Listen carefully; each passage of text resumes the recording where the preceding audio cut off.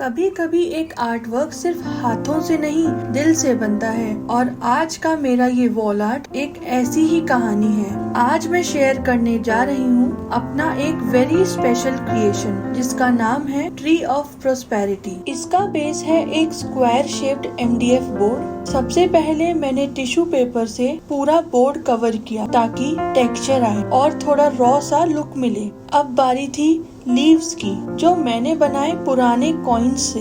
ये coins normal नहीं थे, ये मेरे एंसेस्टर्स के संभाले हुए सिक्के थे। जब मैंने अपने एंसेस्ट्रल घर की सफाई की, एक पुरानी ट्रंक में ये कॉइन्स मिले, थोड़े चिप्ड, थोड़े से डल। मैंने सोचा इनको नया रंग दूं और एक नई जिंदगी भी। तो मैंने फोम से उन्हें गोल्डन पेंट किया, डैब डैब करते हुए, एज इफ उनके अंदर की ब्लेसिंग्स जगा रही थी। मैंने शुरू में ट्री का ट्रंक और ब्रांचेस बनाए एल्यूमिनियम वायर और कार्डबोर्ड से, और उस पे मैक्रेम थ्रेड लगाया फॉर दैट रफ टेक्सचर। पर जब कंप्लीट हुआ तो कुछ कनेक्ट नहीं कर पाई, तो मैंने सब हटा दिया। कभी कभी आर्ट में भी नए से ज्यादा जरूरी होता है सही होना। इसी तरह मैंने बोर्ड को पहले ब्लू कलर से पेंट किया था, पर वो मुझे अच्छा नहीं लगा, तो मैंने उस पर एक ब्लैक स्प्रे पेंट की लेयर चढ़ा दी और एकदम से लगा जैसे इस आर्ट वर्क को उसकी पहचान मिल गई हो।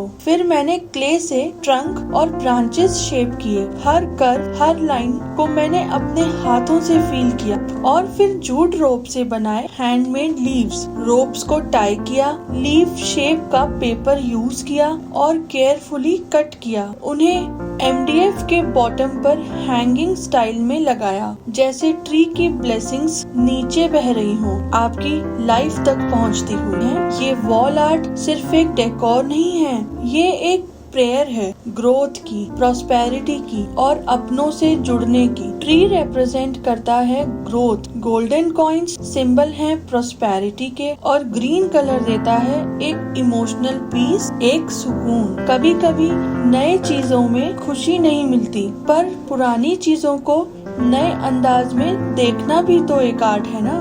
ये एक हैंडमेड वॉल डेकोर है, पर इसमें सिर्फ क्ले और कॉइन्स नहीं, इसमें है ब्लेसिंग्स, मेमोरीज और इमोशंस।